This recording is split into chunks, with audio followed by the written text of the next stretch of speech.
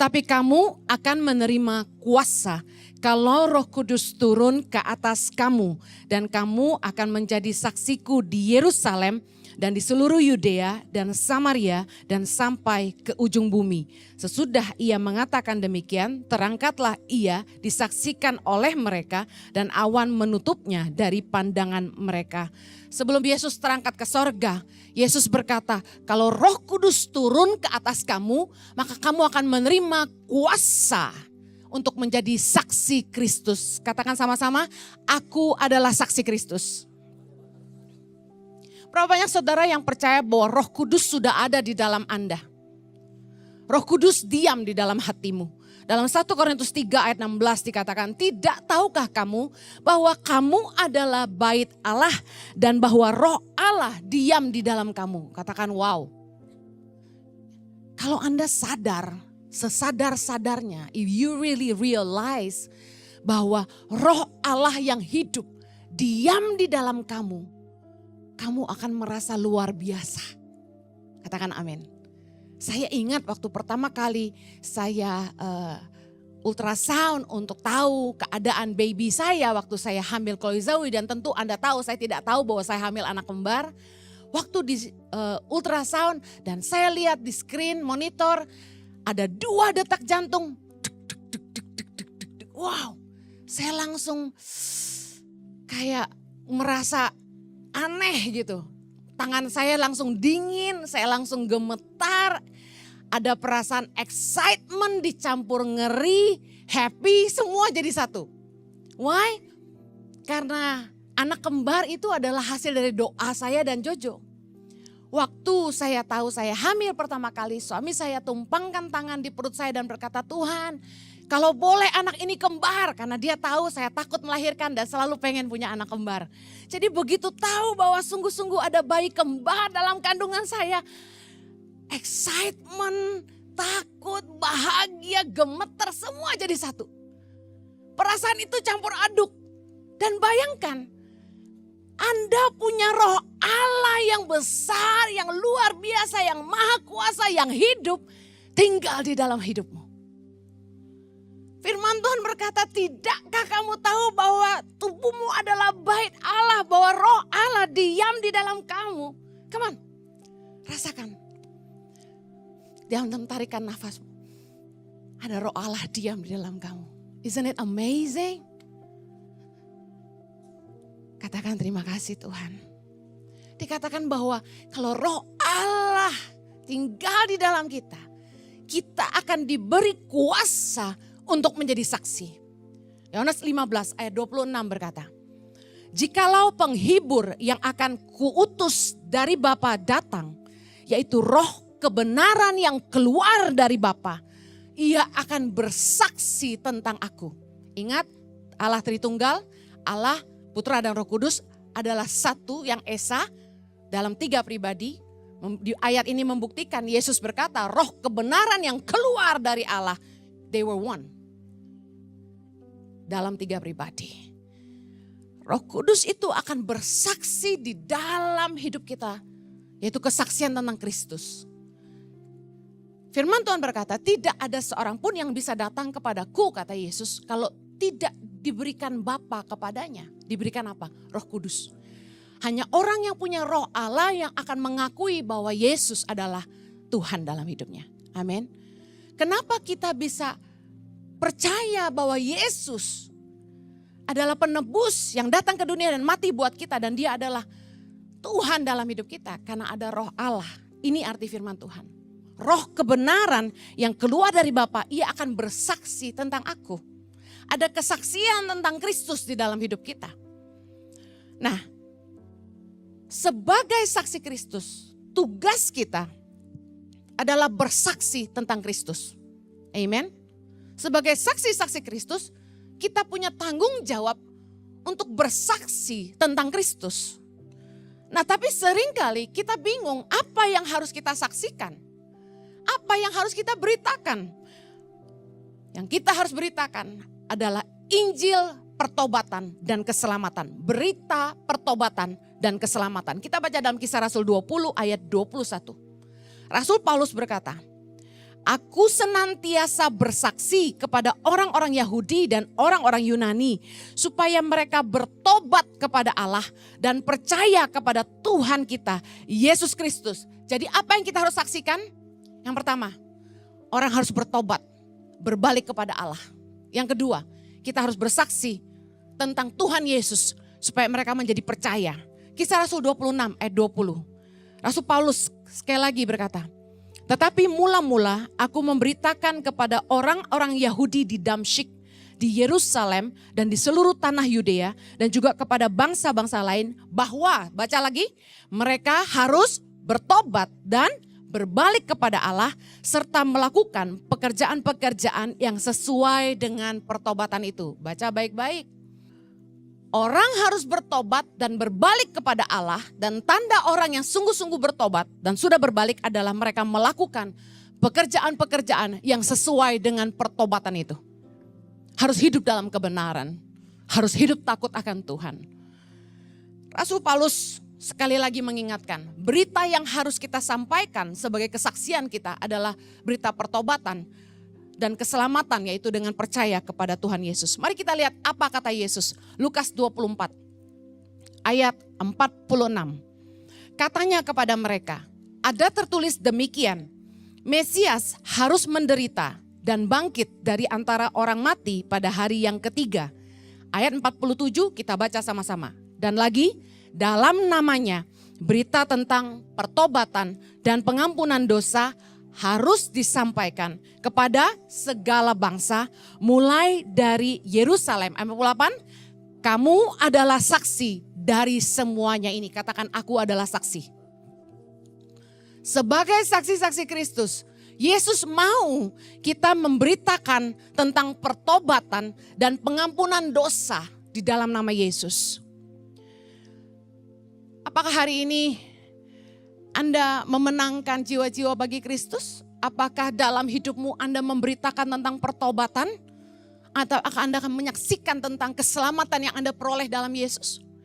Karena inilah yang menjadi kehendak Kristus bagi para saksinya. Mari menangkan teman-teman dan keluarga kita yang belum mengenal Tuhan.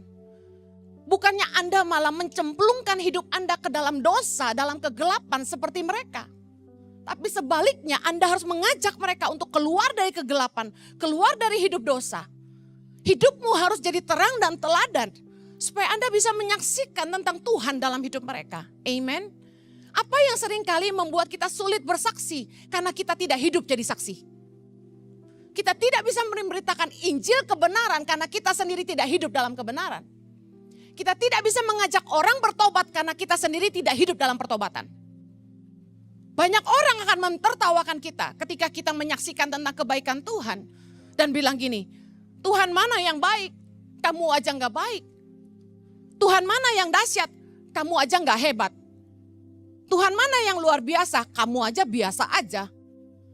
Kamu ngajak saya ke gereja, hidup kamu aja gak lebih baik dari saya. Kamu mau ngajari saya tentang Yesus? Urus dulu keluargamu aja gak lebih baik dari keluarga saya. Banyak anak Tuhan, orang percaya yang mengaku murid Yesus, yang tidak menjadi saksi Kristus karena hidup mereka tidak menjadi saksi. Mari, bertobatlah dari segala dosamu. Berbaliklah dari jalan-jalan yang salah. Mumpung kasih karunia masih ada. Kalau hari ini Anda mendengarkan khotbah ini, berarti masih tersedia kasih karunia bagi Anda. Kalau Anda memilih untuk bertobat dan berbalik kepada Allah, jangan tunggu besok. Hari ini, buat keputusan. Aku mau meninggalkan dosaku. Aku tidak mau lagi hidup dalam kegelapan. Aku mau hidup jadi saksi Tuhan. Yang mau katakan amin.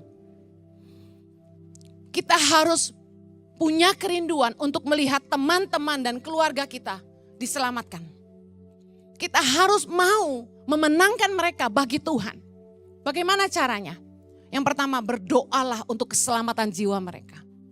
Waktu saya pertama kali kenal Tuhan, yang menjadi pergumulan saya adalah keselamatan orang tua dan adik kakak saya. Setiap malam saya ambil waktu di atas tempat tidur untuk bersyafaat buat mereka.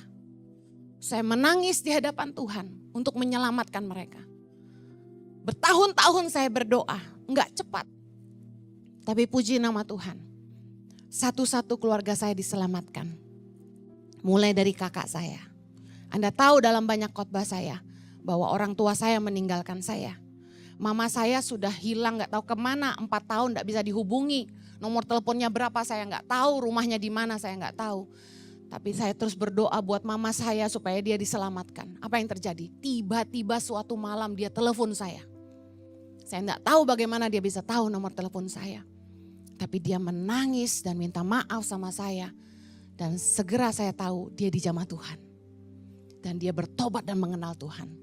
Dan sampai hari ini mama saya ikut Tuhan sungguh-sungguh. Dan berdoa bagi kami anak-anak dan cucu. Kemuliaan buat Tuhan kita. Haleluya.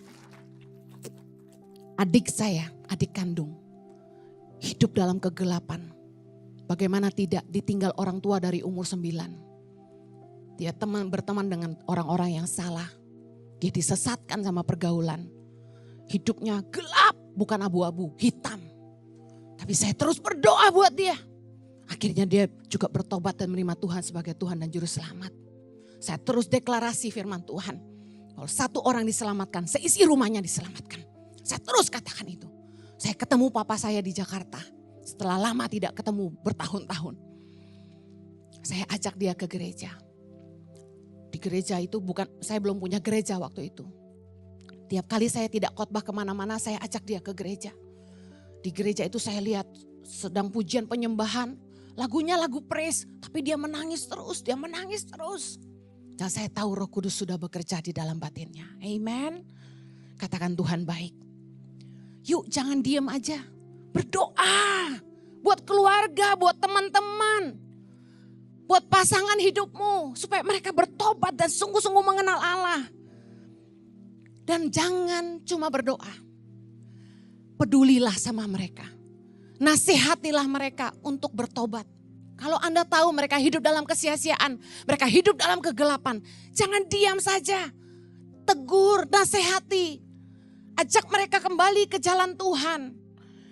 Yakobus 5 ayat 20 kita baca sama-sama. Ketahuilah bahwa barang siapa membuat orang berdosa berbalik dari jalannya yang sesat, ia akan menyelamatkan jiwa orang itu dari maut dan menutupi banyak dosa. Katakan amin. Jangan diam aja. Ayo selamatkan jiwa-jiwa. Sebagai teman, Anda punya kekuatan untuk memenangkan. Jurus terjitu memenangkan jiwa adalah lewat hubungan. Orang harus percaya kepada Anda untuk mendengar apa yang kamu katakan. Perhatikan anak-anakmu. Diajak ngomong, gak nyambung. Dikasih tahu ngelawan. Kenapa? Karena tidak ada hubungan. Bagaimana nasihat kita mau didengar sama orang? Kalau kita gak punya hubungan. Sorry ya, kalau ada orang yang gak kenal sama saya, datengin saya dan main negur aja, saya akan ketawain doang. You don't know anything about me. Kita akan berkata begitu, benar gak? Tapi kalau teman sendiri, pemimpin, suami, anak, saudara, mama, orang tua yang menegur kita, kita pasti dengar. Karena ada hubungan. Bisa mengerti maksud saya? Suami saya kenal sama saya waktu kami kelas 2 SMA. Mejanya sebelahan, duduk paling depan. Saya kira dia siswa teladan, tapi ternyata dia duduk di depan karena hukuman. Karena dia suka baca Alkitab, gak dengerin guru. Jadi guru duduk, suruh dia duduk paling depan. Bener aja, di tengah-tengah pelajaran matematika. Dia malah tarik Alkitab dari laci mejanya. Saat itu saya bukan Kristen, tapi saya mengerti kekristenan karena saya beragama lain. Saya tidak sebut di khotbah ini ya. Saya pikir nih orang rada-rada nih. Itu guru matematika nerangin dia baca Alkitab. Saya juga gak paham itu Alkitab. Saya cuma lihat itu tebal, lalu lecek karena sering dibaca dan di stabilo-stabilo. Kemudian gak lama jam istirahat. Kami baru kenal. Dia bersama beberapa teman. Langsung deketin saya, minta nomor handphone. Belum ada handphone zaman itu, minta nomor telepon rumah. Lalu main gitar di kelas. Nyanyi-nyanyi lagu pujian, ya. Terus besoknya lagi mulai kenalan lagi. Saya perhatikan kok anak-anak ini baik-baik ya gitu. Mukanya tampang baik-baik gitu loh. Biasa kan anak-anak di sekolah itu jarang yang serapi itu, ngomongnya sopan gitu ya. Biasa kan nyantai bang, kamu dari mana gitu-gitu kan. Nah ini dia ramah banget, sopan banget gitu. Beda lah gitu. Itu saya belum suka ya. Soalnya masih culun Jojonya. Kemudian mereka tanya, hari Sabtu kemana? Saya bilang enggak kemana-mana. Dia bilang ikut saya yuk. Kemana saya tanya? Ke youth. Bilangnya youth. Saya enggak ngerti youth itu apa. Ya udahlah saya bilang. Tapi sebelum mereka ngajak saya ke youth, itu mereka selalu nemenin saya, jadi teman saya ya. Akhirnya saya ikut satu hari ke gereja. Di gereja itu mereka berdoa dulu sebelum ibadah. Duduk di lantai ada pemuritan. Bentuk lingkaran mereka nyembah Tuhan, berbahasa roh. Nah di tengah-tengah penyembahan itu mereka lagi worship. Tiba-tiba saya duduk di kursi jemaat sendirian. Saya dijamah Tuhan. Tiba-tiba Roh Kudus menjamah saya. Tentu waktu itu saya tidak tahu itu Roh Kudus. Tiba-tiba saya diingatkan sama dosa-dosa saya yang tidak ada yang tahu.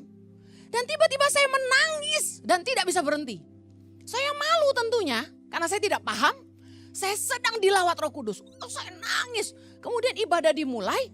Pujian penyembahan lagu gegap gempita namanya anak muda. Tapi saya terus menangis. Saya terus menangis. Dan hari itu saya kenal Tuhan. Hari itu mereka nginjilin saya dan saya terima Yesus sebagai Tuhan dan Juru Selamat.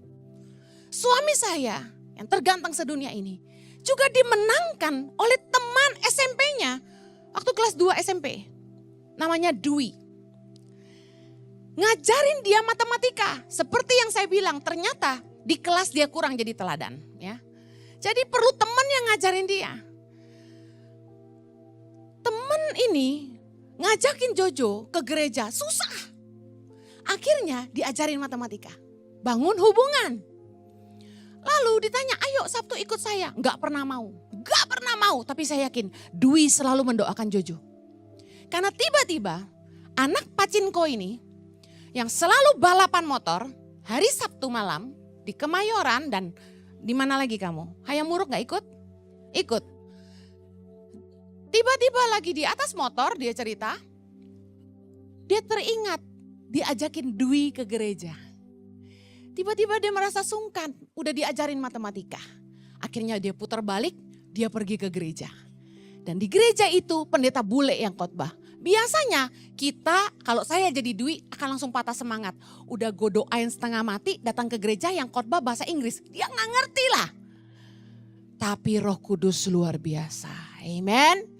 Tiba-tiba altar call, panggil maju ke depan. Jojo bilang, gue gak ngerti kenapa gue maju, gue duduk paling belakang dia bilang. Akhirnya dia maju ke depan, ditumpangi tangan, mungkin gak mudeng apa yang pendeta itu ngomong, tapi dia bertobat. Perubahan hidupnya luar biasa dan kita bisa saksikan buahnya sampai hari ini. Anda mau istrimu bertobat? Anda mau suamimu bertobat? Anda mau anak-anakmu bertobat? Anda mau orang tuamu bertobat? Anda mau keluargamu, teman-temanmu bertobat? Pertama harus berdoa buat mereka. Lalu kedua Anda harus jadi saksi dalam hidup mereka. Yang ketiga Anda harus menyampaikan kabar baik kepada mereka tentang perbuatan Tuhan dalam hidup Anda. Kesaksian yang paling hebat adalah tentang bagaimana Tuhan bekerja dalam hidupmu. Anda tidak bisa pergi ke salon dan khotbahin. Hati-hati ya, di firman Tuhan berkata pemburit tidak masuk surga. Gak bisa gitu. Nakut-nakutin orang. Kamu kalau mati masuk mana? Aku mau tanya, ayo. Apaan tuh? Gaya preman. Memberitakan kabar baik itu bukan kabar buruk. Cerita. Saya kalau gunting rambut, tentu bukan Kristen ya yang guntingin. Dia cerita, Non, itu aku lihat di Instagram kok banyak mukanya Non katanya gitu. Itu ngapain tuh? Non khotbah ya? Oh iya, saya bilang. Saya mulai cerita. Aku tuh punya anak-anak di seluruh Indonesia, 7.500. Oh iya? Iya. Lah ini selalu jadi pintu, nggak mungkin belum apa-apa ngomong Yesus, betul nggak? Saya bilang, saya tuh keliling Indonesia dari umur berapa ya aku kelilingnya? 29 lah kurang lebih ya. Saya bilang saya keliling Indonesia. Ngapain non? Aku tuh dulu di Australia. Wah mulai cerita. Kok pulang ke Indonesia non? Panggilan, hidayah gitu. Oh iya ngapain? Panggilan Tuhan. Saya nolong anak-anak gak mampu di seluruh Indonesia. Oh gitu. Kamu tahu gak dulu saya kecil juga susah. Ditinggal orang tua gak bisa sekolah. Tapi hari ini Tuhan pakai saya untuk nolong anak-anak yang gak bisa sekolah. Oh iya, Tuhan itu luar biasa. Bisa ngerubah hidup kita. Wah saya mulai cerita. Iya sih non, luar biasa. Nah pelan-pelan tapi pasti.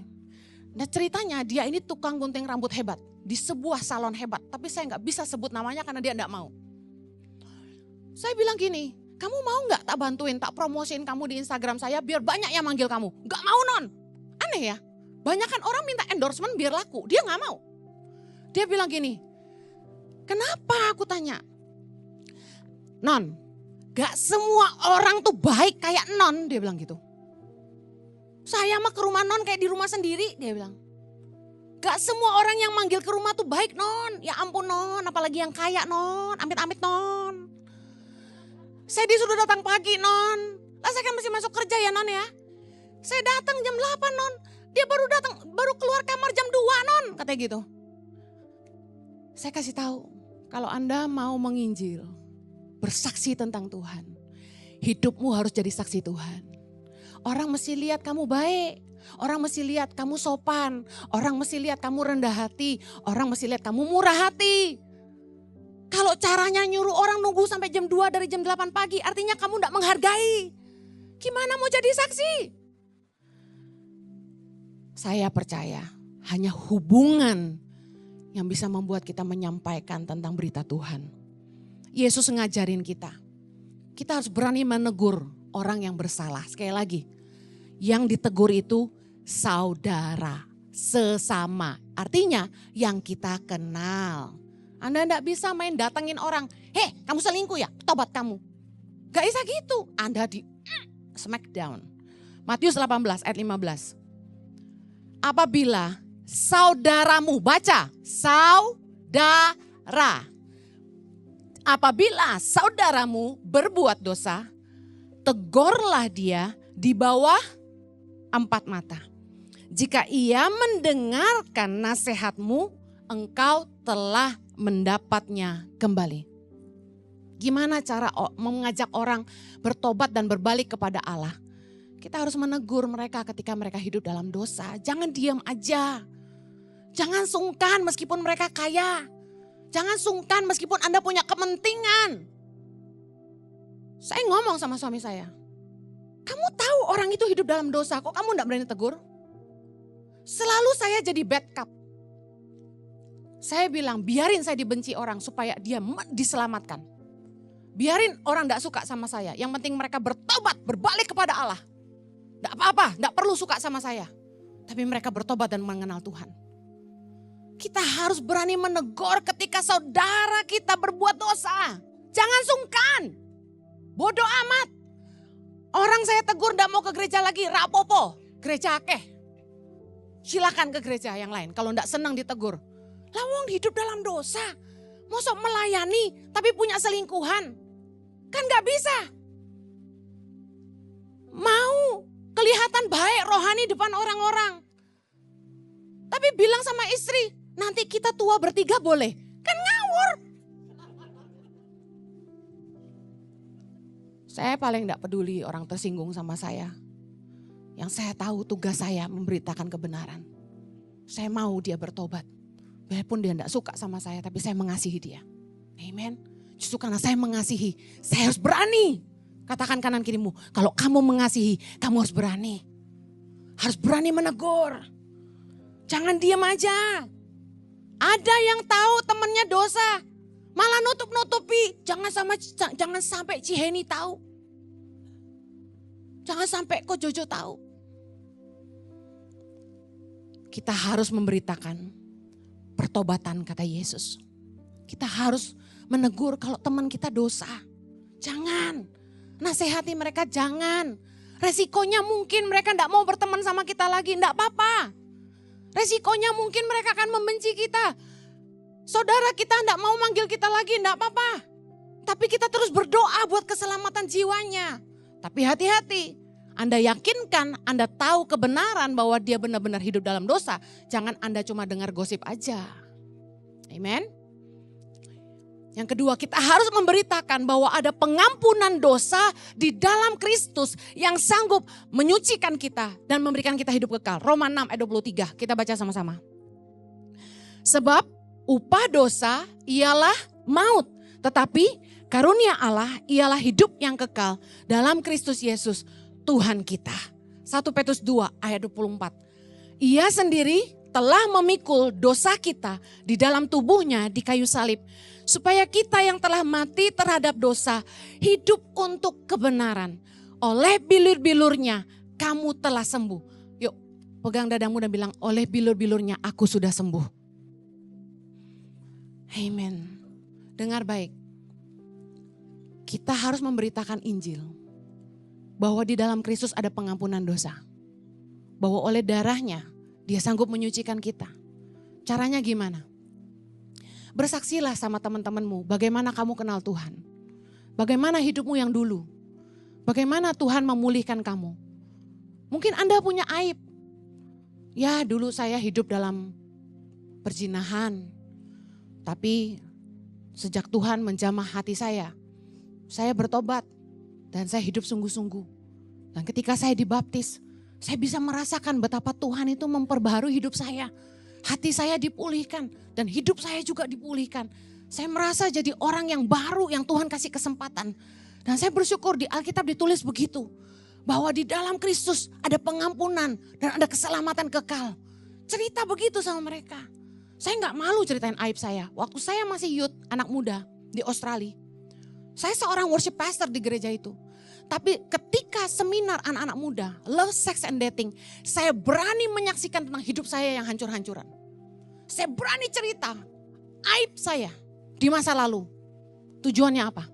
Supaya banyak anak-anak muda yang juga hidup dalam dosa. Mereka bertobat sungguh-sungguh. Berbalik dan melihat bahwa Tuhan sanggup memulihkan hidup mereka. Amen. Kita harus berani bersaksi. Saksikan berita keselamatan dalam Yesus Kristus. Bahwa Yesus adalah satu-satunya jalan keselamatan.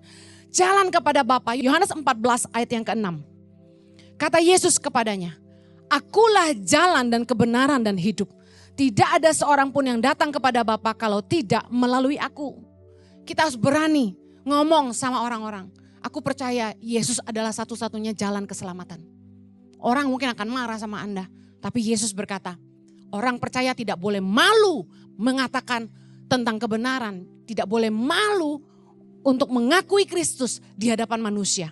Matius 10 ayat 32, Yesus berkata, setiap orang yang mengakui aku di depan manusia, aku juga akan mengakuinya di depan Bapakku yang di sorga. Tetapi barang siapa menyangkal aku di depan manusia, aku juga akan menyangkalnya di depan Bapakku yang di sorga. Dengar baik, Anda tidak boleh malu memberitakan tentang Kristus. Katakan kanan kirimu, tidak boleh malu memberitakan tentang Kristus. Yang berikutnya, dalam pemberitaan Injil, kita tidak boleh berbicara seolah-olah kita merasa paling benar dan paling suci. Mari belajar dari Rasul Paulus dalam 1 Timotius 1 ayat 15. Perkataan ini benar dan patut diterima sesungguhnya. Kristus Yesus datang ke dunia untuk menyelamatkan orang berdosa. Dan di antara mereka, akulah yang paling berdosa. Perhatikan, bagaimana Rasul Paulus memberitakan Injil?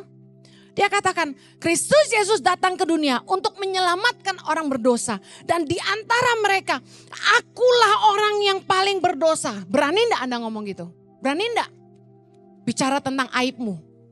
Bicara tentang bagaimana kamu bobrok di masa lalu. Dan bagaimana Tuhan telah mengubahkan hidupmu. Ketika kita memberitakan Injil, tidak boleh berdiri sebagai orang yang sok benar. Sok suci. Karena orang yang merasa benar akan suka menghakimi orang. Orang yang merasa sok suci akan merasa jijik sama orang. Padahal harusnya kita punya prinsip gini. Kalau saya yang hancur ini bisa diampuni, kamu juga. Amen. 1 Korintus 9 ayat 22.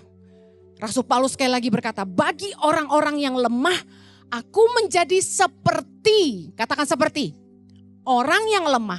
Supaya aku dapat menyelamatkan mereka yang lemah. Bagi semua orang aku telah menjadi segala-galanya. Supaya aku sedapat mungkin memenangkan beberapa orang dari antara mereka. Artinya gini, kita tidak boleh sok suci. Ketika kita berada bersama-sama dengan orang berdosa, kalau kamu tidak minum, gak apa-apa. Tapi kamu tidak menghakimi mereka yang minum. Yang mengerti katakan amin. Anda tidak perlu ngerokok, tapi Anda tidak perlu menghakimi yang merokok. Kalau sebagai gembala saya menasehati beberapa pengerja yang saya tahu masih nge-vape dan ngebul, saya selalu bilang, saya selalu berdoa buat kamu, saya menunggu waktu dan saatnya kamu melepaskan dirimu dari segala asap-asap yang tidak berguna itu. Tapi saya tidak menghakimi mereka, saya hanya menyampaikan kerinduan hati saya, menghimbau demi kesehatan, amen. Kita tidak perlu menghakimi perbuatan dosa orang, tapi kita harus jadi teladan. Bukannya duduk, mereka mabuk, kita ikut mabuk. Mereka nge-vape, kita ikut nge-vape. Mereka ngerokok, kita ikut ngerokok. Mereka main perempuan, kita ikut main perempuan. Itu enggak jadi saksi. Menjadi seperti, artinya kita bersama-sama dengan mereka supaya bisa membawa mereka kepada Tuhan. Firman Tuhan mengajar kita bahwa kita harus menyelamatkan jiwa-jiwa dari api neraka. Yudas 1 ayat 22 sampai 23, baca sama-sama. Tunjukkanlah belas kasihan kepada mereka yang ragu-ragu. Selamatkanlah mereka dengan jalan merampas mereka dari api. Tetapi tunjukkanlah belas kasihan yang disertai ketakutan kepada orang-orang lain juga. Dan bencilah pakaian mereka yang dicemarkan oleh keinginan-keinginan dosa. Kita tidak boleh benci sama orang berdosa. Yang kita benci perbuatan dosanya. Yang mengerti katakan amin. Kita harus merampas mereka dari api. Kalau kamu lihat anakmu berbuat dosa dan kamu diam saja, kamu sedang membiarkan dia masuk dalam antrian api neraka. Kalau kamu membiarkan kakakmu, adikmu, saudaramu hidup dalam dosa, kamu sedang membiarkan mereka untuk binasa. Mari kita tolong orang-orang di sekeliling kita supaya berhenti dari dosa dan berbalik kepada Allah. Berdoa buat keselamatan jiwa mereka. Bahkan untuk musuh-musuh kita. Jangan karena orang sakiti kita, orang jahat sama kita, lalu kita doa mereka celaka. Jangan. Untuk itulah Yesus berkata, kasihilah musuhmu. Berbuatlah baik kepada orang yang membenci kamu. Mintalah berkat bagi orang yang mengutuk kamu. Berdoalah bagi orang yang mencaci kamu. Ayat 37, Yesus berkata dalam Lukas 6. Janganlah kamu menghakimi, maka kamu pun tidak akan dihakimi. Dan janganlah kamu menghukum, maka kamu pun tidak akan dihukum. Ampunilah dan kamu akan diampuni. Amin. Bagaimana kita bisa jadi saksi? Bagaimana kita bisa memberitakan Injil? Yaitu dengan menunjukkan kasih. Biarpun orang jahat sama kita, kita tetap baik sama mereka. Jangan balas kejahatan dengan kejahatan. Kasihilah musuhmu, berdoa buat mereka. Saya kasih tahu, orang-orang yang ada di sekeliling saya menyaksikan bagaimana begitu banyak orang jahat sama saya. Tapi saya tidak pernah balas kejahatan mereka. Staf-staf saya menyaksikan bagaimana saya menyelesaikan masalah-masalah di antara kami. Ketika ketahuan ada staf yang jahatin saya, tapi saya tidak menghukum orang itu. Tapi saya memberi kesempatan buat dia. Ketika saya tahu dia menyakiti saya, tapi saya memutuskan untuk mengasihi dia. Staf, anak, semua bisa lihat. Suami saya bisa lihat. Kita harus memberitakan kabar baik lewat kesaksian hidup kita. Supaya orang-orang di sekeliling kita bisa dimenangkan bagi Tuhan. Saya akhiri, ingat berdoa buat jiwa-jiwa mereka. Supaya jiwa mereka diselamatkan. Yang kedua, hiduplah jadi saksi Kristus di hadapan mereka. Yang ketiga, jangan diam saja. Nasihati mereka, tegur mereka, dan beritakan Injil tentang pengampunan dosa dan pertobatan. Supaya mereka dimenangkan bagi Tuhan kita. Saya tutup dengan Lukas 4 ayat 18. Saya mau Anda taruh tanganmu di atas kepalamu. Sama-sama baca. Roh Tuhan ada padaku. Oleh sebab ia telah mengurapi aku. Untuk menyampaikan kabar baik kepada orang-orang miskin. Dan ia telah mengutus aku untuk memberitakan pembebasan kepada orang-orang tawanan dan penglihatan bagi orang-orang buta, untuk membebaskan orang-orang yang tertindas, untuk memberitakan tahun rahmat Tuhan telah datang. Artinya apa? Kabar baik kepada orang miskin, bukan hanya mereka yang miskin secara materi, tapi mereka yang miskin kasih, miskin iman, miskin kepercayaan diri. Beritakan pengharapan di dalam Tuhan. Katakan amin. Membebaskan orang-orang yang terbelenggu oleh dosa, yang tertawan dengan cara pikir yang salah. Orang-orang yang mata hatinya buta sehingga mereka tidak tahu bahwa mereka hidup sia-sia. Membebaskan orang-orang yang tertindas, orang-orang yang diperlakukan dengan tidak adil. Untuk itulah Roh Tuhan Allah ada pada kita. Katakan amin. Kita berdoa. Tuhan, hamba-Mu berdoa, urapi setiap kami oleh kuasa Roh Kudus-Mu yang bekerja di dalam kami. Pakai kami Tuhan untuk jadi saksi-saksi Kristus kemanapun kami pergi. Berikan keberanian untuk memberitakan Injil, pertobatan dan keselamatan di dalam Kristus Yesus. Jadikan hidup kami saksi-saksi Tuhan bagi semua orang, agar nama Tuhan dipermuliakan dan Injil boleh diberitakan. Di dalam nama Yesus yang berdoa, yang diurapi Tuhan, sama-sama kita katakan amin.